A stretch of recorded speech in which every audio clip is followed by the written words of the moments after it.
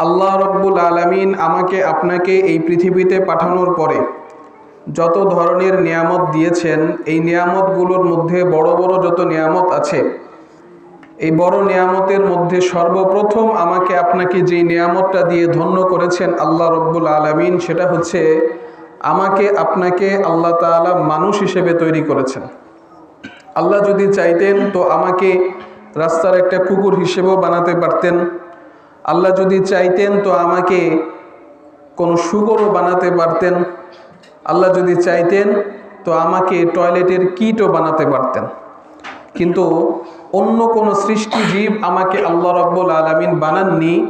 আমাকে আমার রব মানুষ হিসেবে জন্মদান করেছেন, সৃষ্টি করেছেন। এটা আল্লাহ রব্বুল আলামিনের সর্বপ্রথম নিয়ামত আমার আপনার উপরে। কেন এটা নিয়ামত?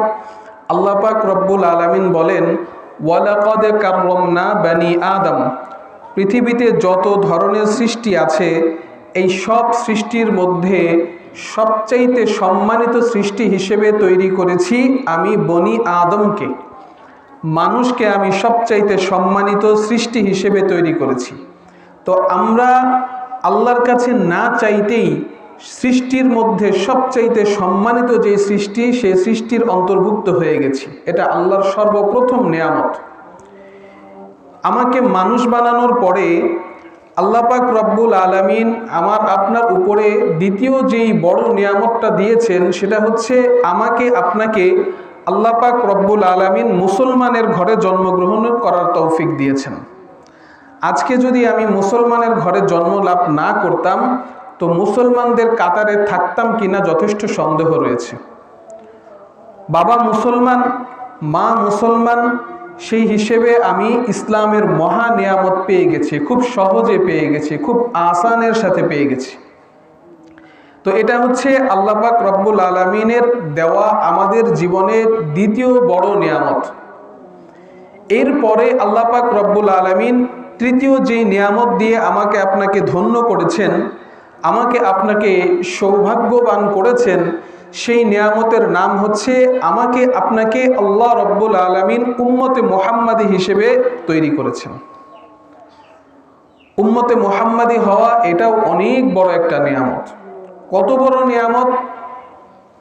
উম্মতে মুহাম্মাদি হচ্ছে পৃথিবীতে আগত যত উম্মত আছে, লক্ষ লক্ষ নবী রাসূল এই পৃথিবীতে এসেছেন, তাদের প্রত্যেকের উম্মত ছিল এই কোটি কোটি উম্মতের মধ্যে সবচাইতে সম্মানিত, সবচাইতে শ্রেষ্ঠ এবং সবচাইতে সৌভাগ্যবান উম্মত হচ্ছে উম্মতে মুহাম্মাদি। তো সেই জাতির মধ্যে, সেই দলের মধ্যে আল্লাহ পাক রব্বুল আলামিন আমাকে আর আপনাকে ঢুকিয়ে দিয়েছেন। আমরা চাইনি, না চাইতেই আল্লাহ রব্বুল আলামিন আমাকে দিয়েছেন। অনেক বড় নিয়ামত। এই উম্মতে মুহাম্মাদি, মুহাম্মদ সাল্লাল্লাহু আলাইহি ওয়াসাল্লামের উম্মত, শ্রেষ্ঠ উম্মত, সৌভাগ্যবান উম্মত, এই কথাটা আল্লাহ রব্বুল আলামিন নিজেই বলেছেন। তিনি সার্টিফিকেট দিয়ে দিয়েছেন উম্মতে মুহাম্মাদি হচ্ছে সর্বশ্রেষ্ঠ জাতি। আল্লাহ পাক রব্বুল আলামিন বলেন, কুনতুম খায়রা উম্মাতিন। আল্লাহ পাক এই উম্মতদেরকে লক্ষ্য করে বলছেন যে শোনো, তোমরা হচ্ছ খায়রা উম্মত, সমস্ত উম্মতের মধ্যে সর্বশ্রেষ্ঠ উম্মত। আল্লাহর ঘোষণা, আল্লাহর ঘোষণা। তো আল্লাহ আমাদেরকে বিশাল এক সম্মানের মুকুট পরিয়ে দিয়েছেন। এখন একটা বিষয় বুঝতে হবে, পৃথিবীতে যদি কাউকে কোনো সম্মান দেয়া হয়, সেই সম্মানটা এমনি এমনি দেওয়া হয় না। সেই সম্মানের সাথে সাথে তাকে কিছু দায়িত্বও দেওয়া হয়। আজকে যদি কেউ একজন এসে আমাদের মধ্যে কাউকে বলে, কোনো বিশাল বড় অফিসার, কোনো ফ্যাক্টরির মালিক, কোনো কোম্পানির মালিক এসে যদি আমাকে বলে যে আগামীকাল থেকে আপনাকে আমার ফ্যাক্টরির জিএম হিসেবে আমি নিয়োগ দিলাম,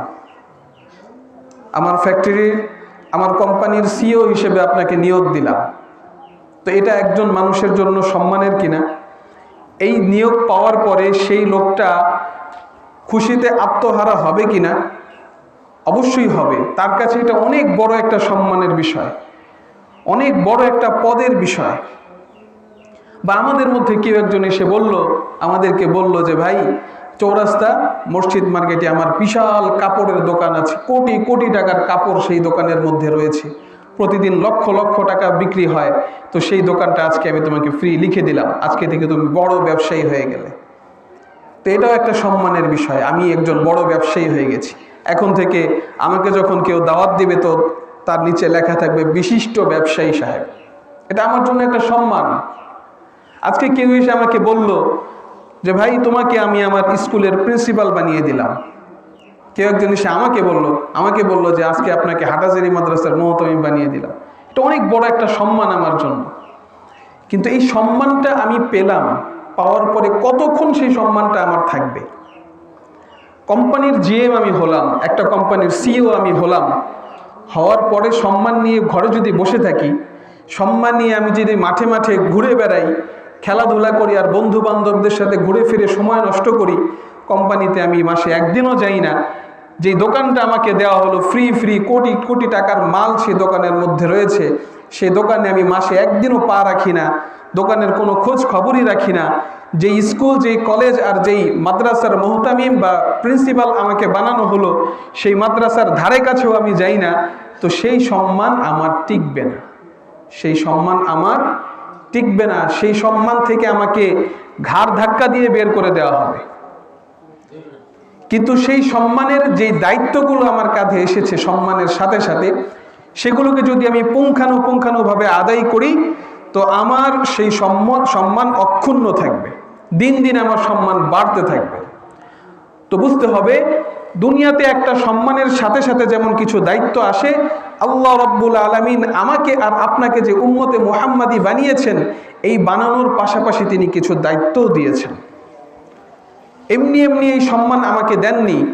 এই সম্মানকে যদি আমি অটুট রাখতে চাই, আমি যদি চাই আমার পজিশন এখান থেকে আরো বাড়বে, উম্মতে মুহাম্মাদের মধ্যে সম্মানিত ব্যক্তিদের মধ্যে আমি আরো উপরে উঠবো, তো আল্লাহ রাব্বুল আলামিন আমাকে আর আপনাকে যে দায়িত্বগুলো দিয়েছেন সেই দায়িত্বগুলো আদায় করতে হবে।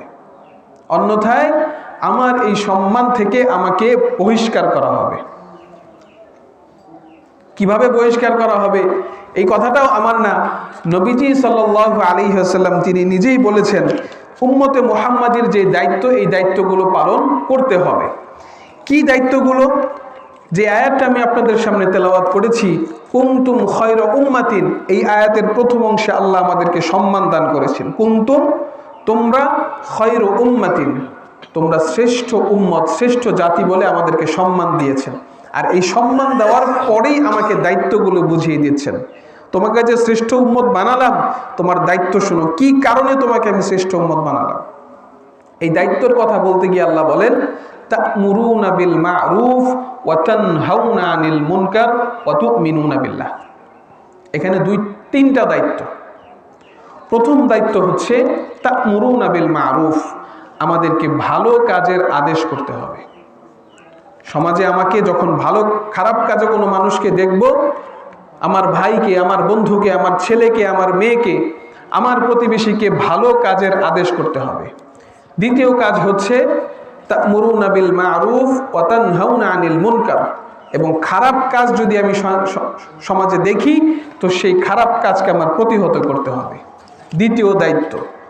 এবং তৃতীয় দায়িত্ব হচ্ছে ওয়া তু'মিনুনা বিল্লাহ, এরপরে আমার ঈমানকে পাকা করতে হবে, ঈমান আনতে হবে, আমার ঈমানকে পাকা করতে হবে। এটা হচ্ছে তিনটা দায়িত্ব পেলাম আমরা এখানে। আরেক হাদিসের মধ্যে আল্লাহ রসুল সাল্লাল্লাহু আলাইহি ওয়াসাল্লাম একটি দায়িত্ব দিয়েছেন। আল্লাহ রসুল সাল্লাল্লাহু আলাইহি ওয়াসাল্লাম বলেন বাল্লিগু আন্নি ওয়ালাউ আয়া, তো শোনো, আমার পক্ষ থেকে একটি আয়াত হলেও তুমি মানুষের কাছে পৌঁছে দাও। অর্থাৎ আমি যে কোরআন নিয়ে এসেছি, এই কোরআনকে তুমি নিজে পড়ো, এই কোরআনকে তুমি নিজে পড়ো এবং এই কোরআনের এক একটা আয়াত তুমি মানুষের কাছে পৌঁছে দাও। যে হাদিস আমার কাছ থেকে তোমরা পেলে, এই হাদিসগুলো তুমি নিজে পড়ো এবং এই হাদিসের এক একটা অংশ তুমি মানুষের কাছে বর্ণনা করো, যাতে করে মানুষকে তুমি নেক কাজ করাতে পারো এবং খারাপ কাজ থেকে তাকে দূরে রাখতে পারো। এগুলো হচ্ছে খায়রে উম্মত, শ্রেষ্ঠ জাতি হিসেবে যে আমরা পৃথিবীতে এলাম, উম্মতে মুহাম্মাদের যেই সম্মানের মুকুট আমরা আমাদের মাথায় পড়েছি, এই সম্মানের পেছনে দায়িত্ব হচ্ছে এগুলো। এক কথায় যদি বলতে যাই তাহলে মানুষকে আল্লাহর পথে ডাকা, এটা হচ্ছে দায়িত্ব। মানুষকে আল্লাহর পথে ডাকা, এই দায়িত্বটা আমাকে আপনাকে পালন করতে হবে। যদি না করি তো আমাকে উম্মতে মুহাম্মাদির কাতার থেকে বের করে দেওয়া হবে, কাতার থেকে বের করে দেওয়া হবে। নবীজির কথা, নবীজি মুহাম্মদ সাল্লাল্লাহু আলাইহি ওয়াসাল্লাম বলছেন, লাইসা মিন্না মান লাম ইয়ারহাম সগীরানা ওয়া ইউক্কির কাবীরানা ওয়া ইয়া'মুরু বিল মা'রুফ ওয়া ইয়ানহা আনিল মুনকার। নবীজি বলেন এখানে তিনটা কাজের কথা বলেছেন। মান লাম ইয়ারহাম সগীরানা, যে ব্যক্তি ছোটদেরকে মহাব্বত করবে না, ভালোবাসবে না। প্রথম কাজ, আমার উম্মতের মধ্যে যারা ছোটদেরকে ভালোবাসবে না, মাল্লাম ইয়ারহাম সগীরানা। দ্বিতীয়ত আল্লাহ রাসূল বলছেন, এবং যে ব্যক্তি আমাদের বড়দেরকে সম্মান করবে না, সমাজে বড় যারা, মুরব্বী যারা, তাদেরকে সম্মান করবে না। এবং তৃতীয়ত আল্লাহ রাসূল বলছেন, ওয়ায়া'মুর বিল মা'রুফ ওয়া ইয়ানহা আনিল মুনকার। এই তিনটা কাজ যারা করবে না, এদের ব্যাপারে আল্লাহ রাসূল বলছেন সে আমার উম্মতের মধ্যেই অন্তর্ভুক্ত হবে না। তো বোঝা গেল আমাকে আল্লাহ যে দায়িত্ব দিয়েছেন মানুষকে সৎ কাজের আদেশ করা, অসৎ কাজে নিষেধ করা, এই যে তাবলীগের যে কাজ, মানুষকে আল্লাহর রাস্তায় ডাকার যে কাজ, এই কাজটা যদি আমি আপনি না করি তো উম্মতে মুহাম্মাদির কাতার থেকে আল্লাহ রাসূল আমাকে বের করে দিবেন। শুধু বের করে দিয়েই ক্ষান্ত হবেন না যে তুমি উম্মতে মুহাম্মাদির কাতারে নেই, বাস তোমার শাস্তি শেষ, বিষয়টা এমন না। আল্লাহ রাসূল সাল্লাল্লাহু আলাইহি সাল্লাম আরেকটি হাদিসের মধ্যে ইরশাদ করেন, ওয়াল্লাযী নাফসি বিয়াদিহি, আল্লাহ রাসূল কসম করে বলছেন, ওয়াল্লাযী নাফসি বিয়াদিহি, খোদার কসম করে বলছি, লা ইয়া'মুরান্না বিল মা'রুফ, লা ইয়া'মুরান্না বিল মা'রুফ, তোমাদেরকে অবশ্যই অবশ্যই ভালো কাজে আদেশ করতে হবে, ভালো কাজে আদেশ করতে হবে, এবং অবশ্যই অবশ্যই তোমাদেরকে খারাপ কাজ থেকে মানুষকে নিষেধ করতে হবে। যদি না করো তো কি হবে? আল্লাহ রাসূল বলছেন, যদি এই কাজটা তোমরা না করো, উম্মতে মুহাম্মাদি হওয়ার পরে তোমার উপরে যে দায়িত্ব এসেছে এই দায়িত্ব তুমি পালন না করো, তো আল্লাহ রাব্বুল আলামিন তোমাদের উপরে এমন এক আযাব দিয়ে দিবেন, এমন এক আযাব দিবেন, যে আযাব দেওয়ার পরে তোমরা হাজার বারও যদি আল্লাহর কাছে দোয়া করো তোমাদের দোয়া কবুল হবে না, সেই আযাব যাবে না। নবীজির হাদিস, নবীজির হাদিস। আজকে আমরা নিজেরাও খারাপ কাজে লিপ্ত, আমরা নিজেরাও ভালো কাজ থেকে দূরে, এবং মানুষকে ভালো কাজ থেকে, ভালো কাজের দিকে আনা এবং খারাপ কাজ থেকে তাদেরকে দূরে রাখা, এই দায়িত্ব থেকেও দূরে, যার কারণে আল্লাহ রাব্বুল আলামিন আমাদেরকে করোনার মতো ভাইরাস দিচ্ছেন। একবার করোনা, একবার কোভিড-19, আরেকবার এখন কি বের হয়েছে ওমিক্রন, এরপরে আরো কি আসে আল্লাহই জানে। এত দোয়া হচ্ছে, এত দোয়া, তাহাজ্জুদে দোয়া হচ্ছে, মাদ্রাসার ছাত্ররা, আমরা ওলামা একরাম দোয়া করছেন, মসজিদে মসজিদে দোয়া হচ্ছে, মাহফিলে মাহফিলে দোয়া হচ্ছে। করোনা তো যাচ্ছে না, আল্লাহর আযাব তো যাচ্ছে না, কিভাবে যাবে? যেই দায়িত্ব আমাকে দেওয়া হয়েছে দায়িত্ব তো আমি পালন করছি না। নিজে খারাপ কাজ থেকে বাঁচছি না, নিজে গুনাহ থেকে বাঁচছি না, পরিবারকে গুনাহ থেকে বাঁচাচ্ছি না, সমাজকে বাঁচাচ্ছি না, মানুষকে ভালো কাজের আদেশ করছি না, আমার সামনে খারাপ কাজ হচ্ছে আমি সেগুলোর বাধা দিচ্ছি, কোনো কাজই করছি না। তো আমার আপনার উপর থেকে আযাব যাবে কেন? নবী তো বলেছেন তুমি হাজার দোয়া করলেও তোমার দোয়া কবুল হবে না, কবুল হবে না তোমাদের দোয়া, যতক্ষণ পর্যন্ত না দায়িত্ব পালন তুমি না করবে। তো এই দায়িত্বটা আমাকে পালন করতে হবে। আর এই দায়িত্বটা যদি পালন করি, মানুষকে আল্লাহর রাস্তায় যদি ডাকি, তো এটা আমার জন্যই লাভ, আমার নিজের জন্যই লাভ। নিজের জন্য কিভাবে লাভ? আমাদের অনেকের মন মানসিকতা আছে এমন যে আমি নিজেই তো ভালো না, আমি নিজেই তো 5 ওয়াক্ত নামাজ পড়ি না, আমি নিজেই তো মিথ্যা কথা বলি, আমি কিভাবে দাওয়াতি কাজ করব, আমি কিভাবে মানুষকে ডাকবো? মানুষকে ডাকলে নিজের আগে সংশোধন হয়। আমি যদি মানুষকে ভালো কাজের দিকে ডাকি, খারাপ কাজ থেকে বিরত রাখার কথা বলি, তো এইটা আগে আমার নিজের মধ্যে প্রভাব ফেলবে। 10 জন মানুষকে ডাকার পরে তারা শুনলো কি শুনলো না সেটা পরের কথা, আমার দিলের মধ্যে কথাটা গিয়ে ঢুকবে। মানুষ বিয়ের সময় মেহেদি বাটে না, কন্যাদের হাতে, বউয়ের হাতে মেহেদি দিয়ে হাত রাঙায় না? আচ্ছা, এই যে মেহেদিটা বাটে, এই মেহেদিটা কার জন্য বাটে? বউয়ের জন্য বাটে। তাকে সাজানোর জন্য বাটে, কিন্তু মেহেদিটা আগে লাগে কার হাতে?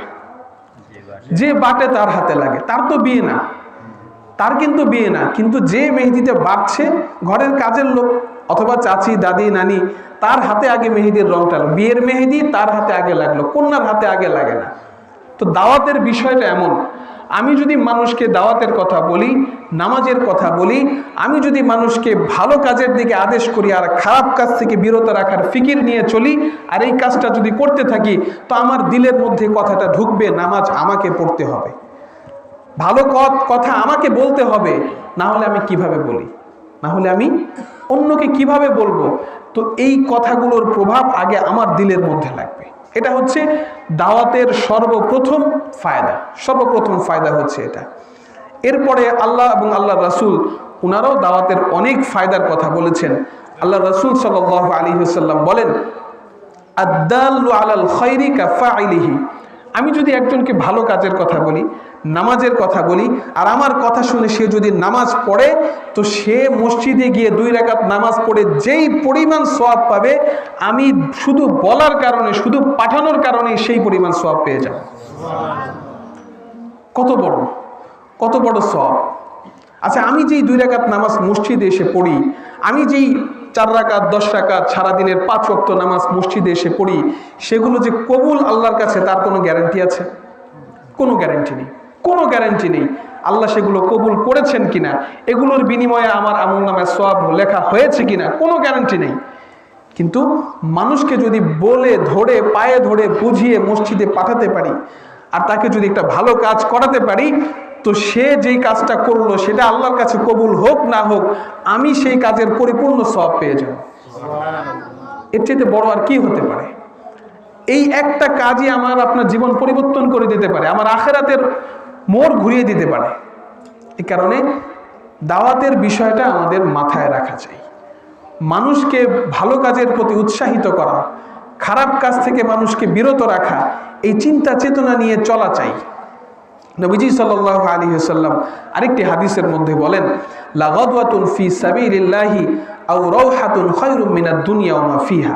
নবীজি বলছেন যে আল্লাহর রাস্তায় মানুষকে ডাকার জন্য তুমি ঘর থেকে বের হলে, এই ঘর থেকে বের হয়ে মানুষের পেছনে সময় দিতে গিয়ে তুমি এক সকাল অথবা এক বিকাল খরচ করলে, তো তোমার এই এতটুকু সময় খরচ করা গোটা পৃথিবীর সমস্ত ধন দৌলত আর প্রভাব প্রতিপত্তি সমস্ত কিছুর চাইতেও শ্রেষ্ঠ আল্লাহ তাআলার কাছে, সব কিছুর চাইতে শ্রেষ্ঠ। তো দাওয়াতের বিষয়টা, মানুষকে আল্লাহর দিকে ডাকার বিষয়টা এত গুরুত্বপূর্ণ আল্লাহ তাআলার কাছে।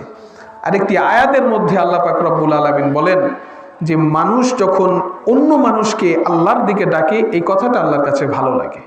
আমরা সবাই চাই আমাদের বন্ধু যারা আছে, আমাদের যাদেরকে আমরা ভালোবাসি, যাদেরকে আমরা মহাব্বত করি, তারা যখন আমাদের সামনে থাকে, তো এমন কিছু কথা তাদেরকে শোনাতে, তাদের সামনে এমন কিছু কথা বলতে যেন তারা খুশি হয়ে যায়। আমার কথায় যেন কি হয়ে যায়? খুশি হয়ে যায়। এটা আমাদের চাওয়া। আর সে যদি বলে ফেলে যে ভাই তুমি তো খুব সুন্দর একটা কথা বলেছো, তোমার কথাটা আমার খুব ভালো লেগেছে, তাহলে তো আমার খুশি আর দেখে কে? আজকে যদি প্রধানমন্ত্রীর সাথে আমার সাক্ষাৎ হয়ে যায়, আর আমি যদি এমন কোনো কথা বলি, আমার কথা প্রধানমন্ত্রীর খুব ভালো লেগে যায়, সে যদি বলে ফেলে আপনি তো খুব চমৎকার একটা কথা বলেছেন, তো আপনার দিল খুশি হয়ে যাবে, খুব সুন্দর একটা কথা বলেছি, আমাদের প্রধানমন্ত্রী খুশি হয়ে গেছে। তো আল্লাহ রাব্বুল আলামিন বলছেন, আল্লাহ রাব্বুল আলামিন নিজে বলছেন, ওয়ামান আহসানু কাওলাম মিম্মান দাআ ইলাল্লাহ। আল্লাহ বলছেন যে আমার যেই বান্দা, আমার যেই বান্দি মানুষকে আল্লাহর দিকে ডাকে, আল্লাহর দিকে ডাকার জন্য সে জবান থেকে যে কথাগুলো বের করে, এর চাইতে সুন্দর কথা আর কি হতে পারে? আল্লাহর কাছে সবচাইতে সুন্দর বাক্য আমার জবান থেকে সারা দিন যত কথা বের হয়, যত জিকির বের হয়, যত তেলাওয়াত বের হয়, এই সব কিছুর চাইতে প্রিয় আল্লাহর কাছে হচ্ছে যখন আমি একজন মানুষকে আল্লাহর দিকে ডাকি। এটা আল্লাহর কাছে প্রিয়। আল্লাহ নিজে বলছেন, ওয়ামান আহসানু কাওলাম মিম্মান দাআ ইলাল্লাহ। এর চাইতে সুন্দর কথা আর কি হতে পারে যখন একজন মানুষ আরেকজন মানুষকে আল্লাহর দিকে ডাকে? তা আমি যদি চাই, সারাদিন একটা বার যদি চাই আমাকে আল্লাহ কত নিয়ামত দিয়েছেন, কত কিছু দিয়েছেন, এর বিনিময়ে আমার জবান থেকে একটা কথা বের হোক যেই কথার কারণে আমার রব আমার প্রতি খুশি হয়ে যাবেন, তাহলে আমি এই কাজটা করতে পারি। একজন মানুষকে অন্তত পক্ষে আল্লাহর দিকে ডাকতে পারি, নামাজের কথা বলতে পারি, মিথ্যা থেকে তাকে দূরে রাখতে পারি, গীবত থেকে তাকে বিরত রাখতে পারি, আল্লাহ খুশি হয়ে যাবেন। আল্লাহর কাছে আমার জবানের এই কথাটা ভালো লাগবে, আল্লাহ খুশি হয়ে যাবেন। আরেক হাদিসের মধ্যে আল্লাহ রসুল সাল্লাল্লাহু আলাইহি ওয়াসাল্লাম বলেন, কোনো ব্যক্তি আরেক ব্যক্তিকে দ্বীনের দিকে ডাকার জন্য রাস্তায় বের হলো, এই রাস্তায় চলতে চলতে তার পায়ে যেই ধুলা লাগলো, এই রাস্তায় চলতে চলতে তার নাক দিয়ে যেই ধুলা ঢুকলো, নবীজি বলেন যেই পায়ে ওই ধুলা লেগেছে ওই পা কখনো জাহান্নামের আগুনে পুড়তে পারে না। যেই নাক দিয়ে আল্লাহর রাস্তার ধুলা ঢুকেছে ওই নাক দিয়ে কখনো জাহান্নামের আগুন ঢুকতে পারবে না। আমার নাক যদি জাহান্নামে না থাকে, আমার পা যদি জাহান্নামে না থাকে, তো আমি কি জাহান্নামে থাকবো? আল্লাহ কি আমার পাকে জান্নাতে রাখবেন আর আমাকে জাহান্নামে রেখে দিবেন? আমার পাকে জান্নাতে দেওয়ার অর্থ হচ্ছে আমাকেই জান্নাতে দিয়ে দেওয়া। চিন্তা করে দেখেন আল্লাহ কত ভালোবাসেন মানুষকে আল্লাহর দিকে ডাকার এই আমলটাকে। এটা আমাদের দায়িত্ব পালন করলে আল্লাহ এত খুশি হয়ে যান। এখন এই যে দায়িত্বগুলো আমরা পালন করব, এর এক কথায় যেটা আমরা বলতে চাই সেটা হচ্ছে মানুষকে আল্লাহর দিকে ডাকা। এখন বুঝতে হবে এটার পথ ও পদ্ধতি কি। মানুষকে যে আমি আল্লাহর রাস্তায় ডাকবো, কোন পদ্ধতিতে ডাকবো, কিভাবে ডাকবো? মানুষকে আল্লাহর রাস্তায় ডাকার জন্য বর্তমান সময়ে যতগুলো পদ্ধতি আছে এর মধ্যে দুইটা ভাগ করা যায়। একটা হচ্ছে হক পদ্ধতি, একটা হচ্ছে বাতিল পদ্ধতি। বাতিল পদ্ধতির দুইটা নমুনা বলি। তাবলিগ যে চলে, তাবলিগ, এই তাবলিগ দুই ধরনের, একটা হচ্ছে হকের দিকে, একটা হচ্ছে বাতিলের দিকে। বাতিলের কেমন? কাদিয়ানীরাও তাবলিগ করে। কাদিয়ানীদেরকে চেনেন? যারা শেষ নবী মুহাম্মদ সাল্লাল্লাহু আলাইহি ওয়াসাল্লামকে মানেন না, তারা মনে করে যে এর পরে আরো অনেক নবী আসবে, নবীজির পরেও আরো অনেক নবী আসবে। গোলাম আহমদ কাদিয়ানীও একজন নবী। এই কাদিয়ানীরা হচ্ছে কাফের। তারাও তাদের ধর্মের দিকে মানুষকে ডাকে, আল্লাহর দিকে ডাকার কথা বলে তাদের ধর্মের দিকে ডাকে। এটা হচ্ছে বাতিল তাবলিগ। আরেক তাবলিগ রয়েছে ভণ্ড পীরের তাবলিগ। এই ভণ্ড পীররাও মানুষকে আল্লাহর দিকে ডাকার কথা বলে তাদের বাবার দিকে ডাকে। এগুলো হচ্ছে বাতিল তাবলিগ। আর হক তাবলিগ, হক ভাবে মানুষকে আল্লাহর দিকে ডাকা হয়। এর মধ্যে বর্তমান সময়ের অনেক পদ্ধতি আছে, তবে প্রসিদ্ধ কতগুলো পদ্ধতি হচ্ছে, এক নম্বর তালিম, শিক্ষা। মাদ্রাসার যে শিক্ষাগুলো রয়েছে এগুলো আল্লাহর পথে ডাকার একটা মাধ্যম। মাদ্রাসার শিক্ষা হচ্ছে তাবলিগের একটা মাধ্যম। দ্বিতীয়ত প্রচলিত যে তাবলিগ, যে ইজতেমা হয়, আমাদের টঙ্গী ইজতেমা হয়, এটা প্রচলিত তাবলিগ, এইটাও একটা হক দল। তৃতীয়ত তাজকিয়া, বলেছিলাম ভণ্ড পীরের কথা। যদি হক্কানি কোনো পীর হয়, ও আলেম পীর হয়, এবং সে যদি কাউকে শিক্ষক হিসেবে তাকে নিগরানি করে, তাকে আমলের কথা বলে, কোরআনের কথা বলে, হাদিসের কথা বলে, এই ধরনের কোনো পীর যদি হয়, এটাকে তাজকিয়ার লাইন বলে, তাহলে ঠিক আছে। কিন্তু ভণ্ড যেগুলো, যারা ভণ্ড পীর তাদের কাছে যাওয়া যাবে না। যারা হক্কানি পীর তাদের লাইনটাকে বলা হয় তাজকিয়ার লাইন। চতুর্থ যেই লাইনটা সেটা হচ্ছে জিহাদের লাইন। জিহাদ এটাও একটা তাবলিগ।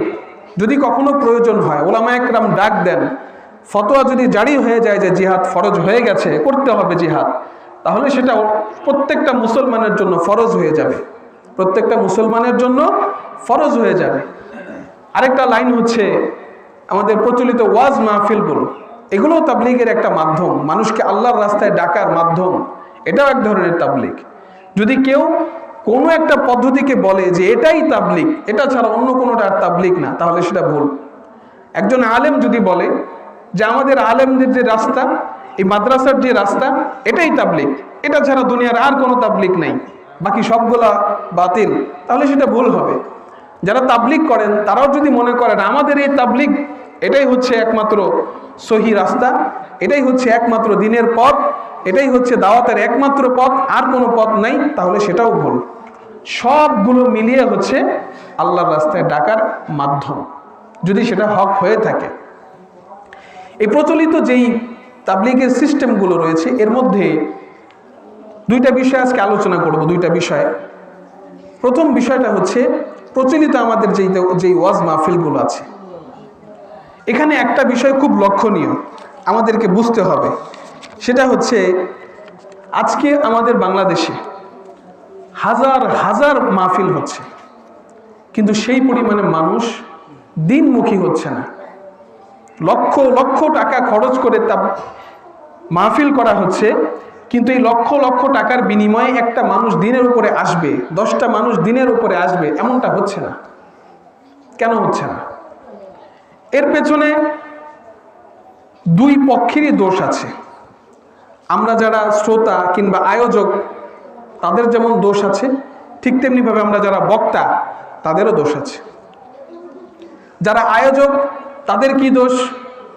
তাদের দোষ হচ্ছে যদি কখনো মসজিদের পক্ষ থেকে তাবলীগ মসজিদের পক্ষ থেকে মাহফিল করা হয়, তো মুখ্য উদ্দেশ্য থাকে, মুখ্য উদ্দেশ্য মসজিদের নির্মাণ কাজ করতে হবে, কালেকশন দরকার, এই কালেকশনের জন্য একটা ওয়াজ মাহফিল করছি।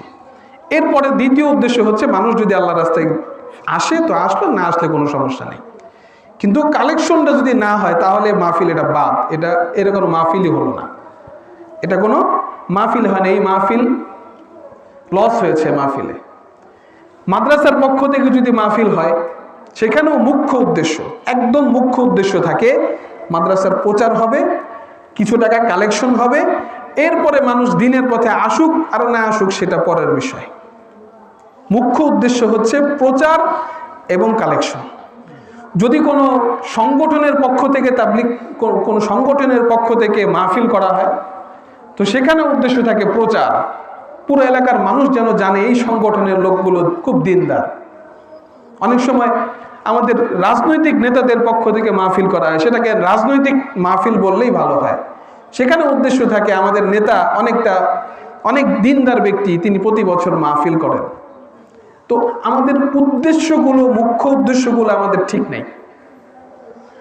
আমরা মাহফিলটা করছি আমাদের প্রচারের জন্য, আমাদের কালেকশনের জন্য, এই কারণে আমাদের উদ্দেশ্য ঠিক না থাকার কারণে মানুষ দিনের পথে আসছে না।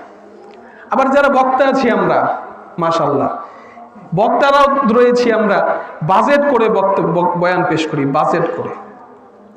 আমাকে এত দিতে হবে, না দিলে নামই লিখবো না, না দিলে নামই লিখবো না, এই ধরনের বক্তা থেকেও আমরা দূরে থাকবো।